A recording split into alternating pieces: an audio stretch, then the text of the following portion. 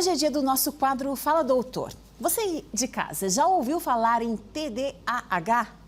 A sigla significa transtorno de déficit de atenção com hiperatividade.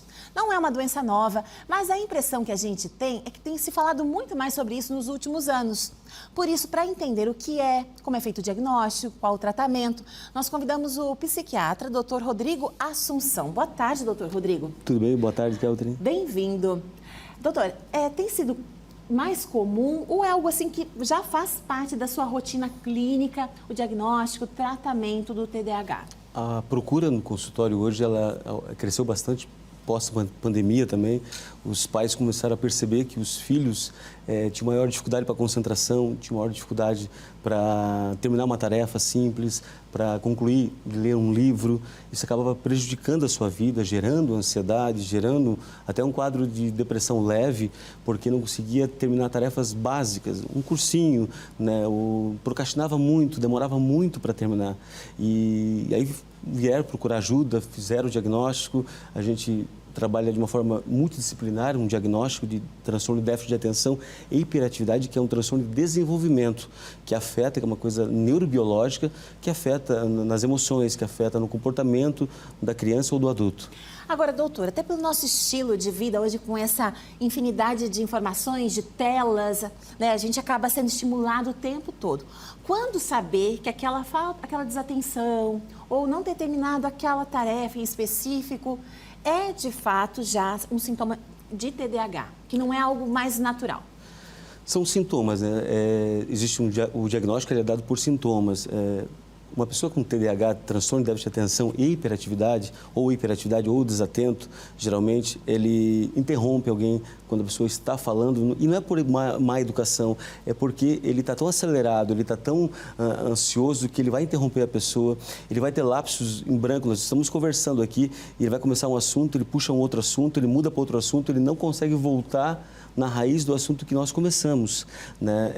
Ele acaba tendo frustração, a tolerância para a frustração dele abaixa, né? Por questões de não concluir coisas básicas, de terminar um cursinho, de terminar um curso básico, as tarefas. Na infância, como a mãe está sempre ali, às vezes cuidando, passa meio desapercebido, né? Isso é sabido. E aí, quando chega na fase adulta, na adolescência ou na faculdade, aflora, perde chave, perde documento, esquece coisas simples, datas especiais. E aí a outra pessoa até pensa que é por querer ou porque não sente amor. E na verdade não é. É porque ele tem um déficit de atenção e hiperatividade e precisa ser tratado.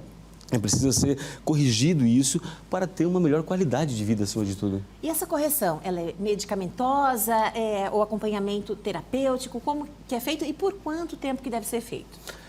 Dado o diagnóstico, fechou o diagnóstico de forma correta com um psicólogo, um médico, juntamente com um terapeuta, necessita, eu sempre digo, o TCC, a terapia cognitiva comportamental, o psicólogo é importante, a alimentação é importante, a atividade física é importante, porque essa pessoa, por natureza, ela já é ansiosa, né? O hiperativo, o pensamento dele está acelerado.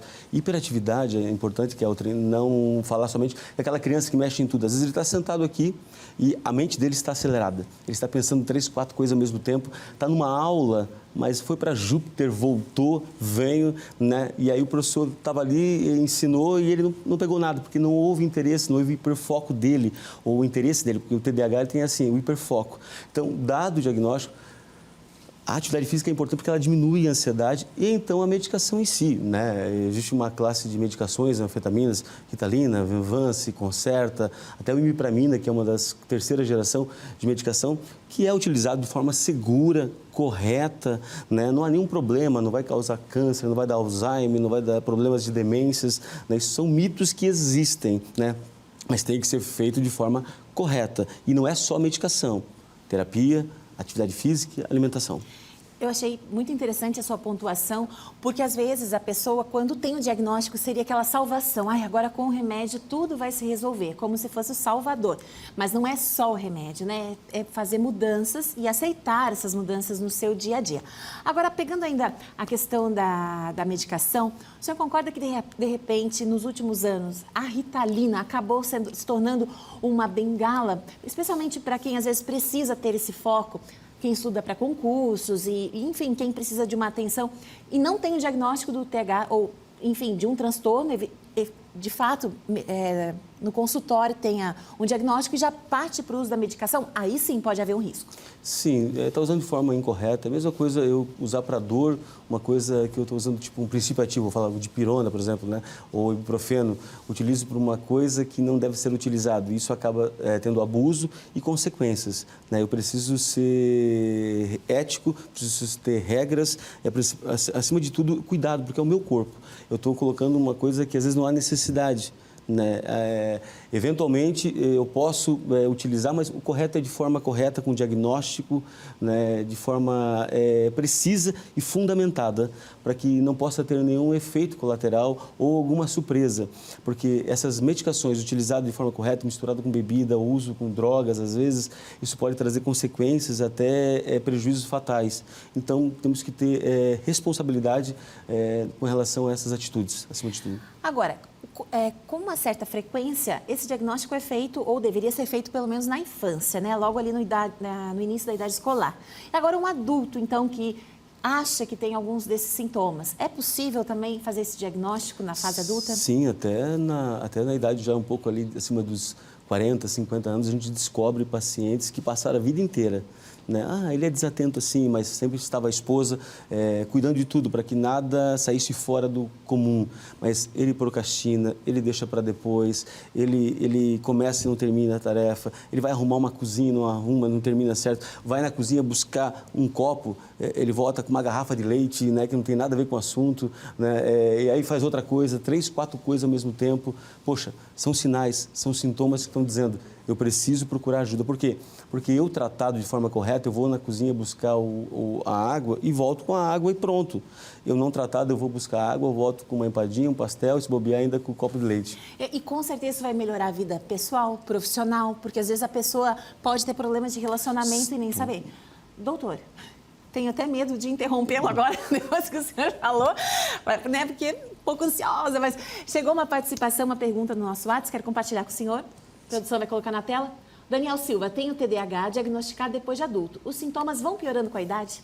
Se você não cuidar, Daniel, se você não usar esse tratamento multidisciplinar, né? Eu falo sobre TDAH, que eu acabei de escrever um livro sobre eu e a minha mania de perder as coisas, né? Se você não cuidar, com certeza isso vai piorar, sim. Isso vai, como é um transtorno de neurodesenvolvimento, isso vai trazendo prejuízos, né? Como você falou, vida social, o parceiro, ele acha que você está fazendo descaso, né? A vida profissional, né? Precisa entregar na sexta-feira. O TDAH ele é inteligentíssimo, ele é super inteligente, ele tem um QI avançado. O problema precisa domar esse leão. Se você não domar esse leão, ele vai fazer estrago. Né? Ele vai fazer estrago na vida profissional, porque aí parece que ele está sendo relapso, falho, ou não, é que na verdade ele precisa terminar. E a maioria dos TDAH, eles sabotam, então eles vão terminar aos 46 do segundo tempo.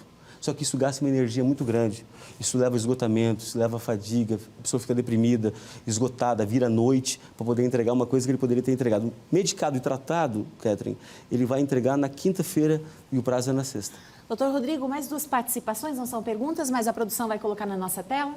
Meu filho foi diagnosticado desde pequeno com TDAH. Sempre conseguimos lidar com a situação. Muitos pais não aceitam quando a escola pede ajuda para os seus filhos. Acham que é uma criança problemática, mas não é. Colocação do Jefferson e, de fato, isso é verdade, né, doutor? Sim, esse tabu ainda existe, a medicação em si é um tabu que se existe, né? Vicia, causa mal. É como aquela velha história que nós temos dos nossos avós, a manga com leite causou mal a alguém e a gente, né, doutrinou isso para a vida. Na verdade, corretamente, de forma correta, né, a medicação usada de segunda a sexta para a escola ou para o trabalho, ela funciona muito bem. Como eu te falei, começa com a medicação, muda para a atividade física, diminui os sintomas e leva uma vida normal. E assim, hoje com a nossa rotina, os professores acabam convivendo mais que os pais. Então, ouçam os professores, levem isso em peso antes de descartar, buscar um profissional. Temos mais uma participação. Meu filho tem dificuldade de atenção e esquece rápido. Ele foi diagnosticado com TDAH aos 5 anos. O neurologista disse que não precisava mais dos remédios. Com 9 anos ele parou de tomar. Hoje tem 19 anos e está difícil. Comentário então da Helenice Burger. Obrigada, Helenice, por participar conosco. O doutor já colocou, importante reforçar nesse acompanhamento. Sim, precisa retomar. Se está difícil é porque começou a agravar, né? Não existe cura de TDAH, não que eu não creio em milagre, mas assim, é um tratamento para a vida, né?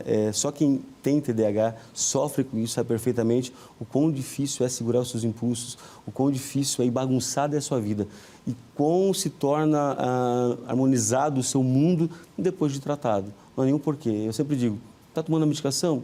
Você está pagando, você está investindo, é a sua saúde, melhora, tem resolução, tem produtividade e não existe mais aquele peso. Será que eu esqueci? Será que eu fiz? Será que eu deixei para depois? Eu vou conseguir fazer? Não.